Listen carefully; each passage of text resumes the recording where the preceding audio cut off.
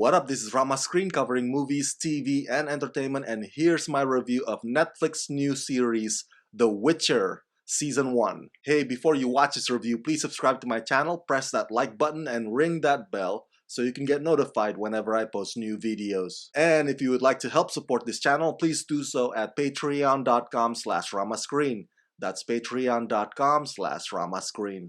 Let's rock this. First up, I would like to say thank you to Netflix for granting me the screeners to the entire 8 episodes of this new show. Let me start by letting you know that I've never read the books by author Andrzej Sapkowski, and I've never played the video games either, which I'm told is hugely popular. So I'm coming in really fresh here. I'm making judgments solely based on this show alone. I should also let you know that Netflix has given me bullet points of things that I'm not allowed to reveal in this review. I kid you not, it was a pretty lengthy list. Now, you and I may have those discussions later on in a spoiler talk video, but this specific review, the one you're watching right now, does not contain spoilers here. I repeat, this is a non-spoiler review. Phew!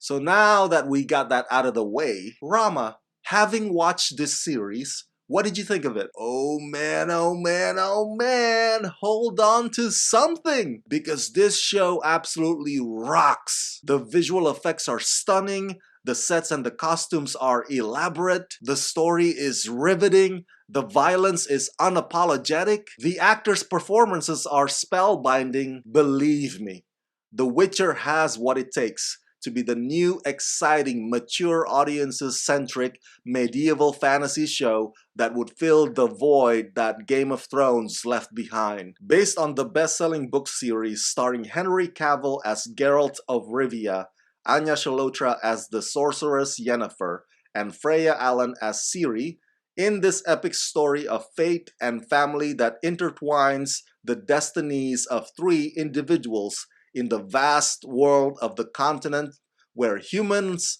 elves, witchers, gnomes, and monsters battle to survive and thrive, and where good and evil are not easily identified. The first episode opens with a bang.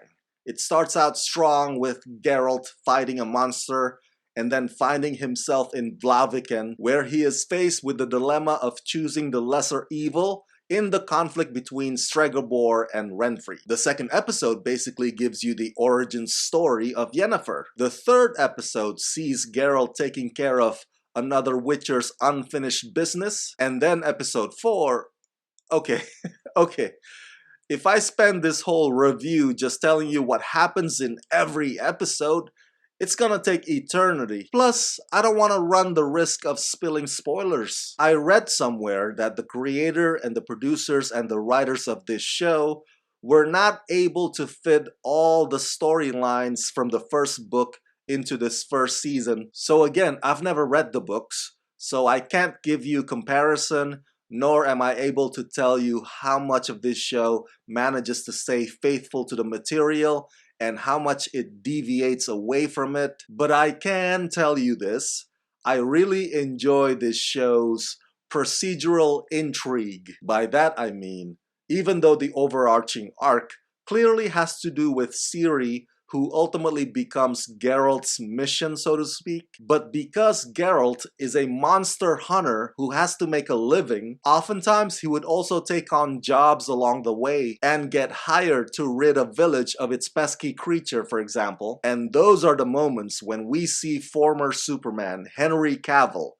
in action. Now, there have been complaints from fans out there who are disappointed at Henry Cavill's appearance as Geralt of Rivia, how he doesn't mirror the scarred face of Geralt in the video games. They say Henry Cavill on this show looks like a buffed up Legolas. Well, if you're gonna let that tiny detail turn you off, then you will miss out on Henry Cavill entirely. Because Henry here on this show is a total beast in this role, with his grunty voice and his stares. When he is in his fighting mode, there's no stopping him. And like I implied earlier, the fights are brutal, graphic, bloody satisfying, and very well choreographed. Deep down, Geralt also has a heart of gold, but he's too macho to admit it. That's why he tolerates having that annoying singing sidekick Jaskier around. As far as the other two lead characters go, Siri for much of the season runs from one place to the next, surviving as a refugee with no home. The young actress Freya Allen gives a splendid performance as this scared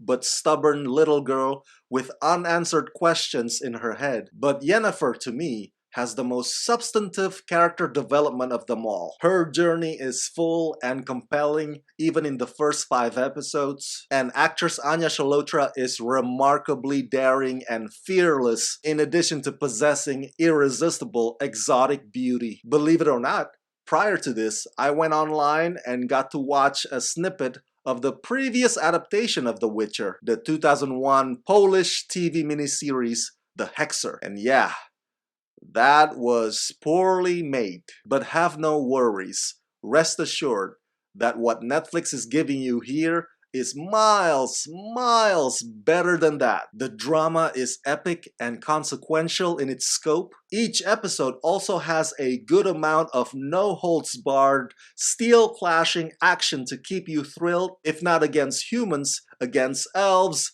against shapeshifter, or against big-ass monsters, all of whom have their own lethal personalities. Destiny seems to be the underlying theme. It's fun watching Geralt refusing to embrace it. All in all, I do think that all of you fans of the books, and fans of the video games, and fans of magic-fueled adventures are gonna be very pleased with this incredibly well-crafted adaptation. I know I am.